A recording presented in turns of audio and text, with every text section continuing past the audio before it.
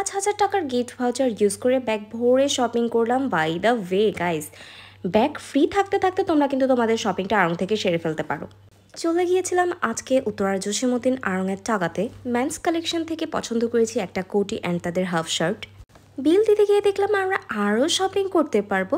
So চলো ঘুরে ঘুরে দেখি আড়ংয়ের টাকাতে কি কি আছে। বাজেটের মধ্যে ছিল তাদের হাফ শার্টের কালেকশনগুলো, প্রাইসটা কিন্তু তুলনামূলক কমই। অ্যান্ড কেন জানি আড়ং থেকে আমার টাকাতেই শপিং করতে বেশি ভালো লাগে, I don't know why.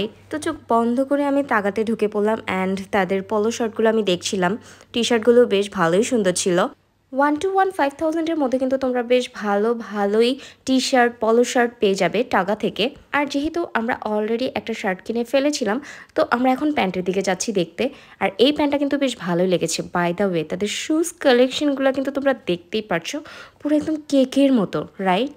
Shoes দেখতে দেখতে হঠাৎ করে আমার চোখে পড়লো এই জলপাই কালার কোটিটা।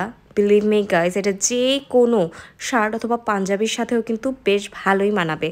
তাদের সবগুলো কোটির কালেকশনই আমার বেশ ভালোই লেগেছিল।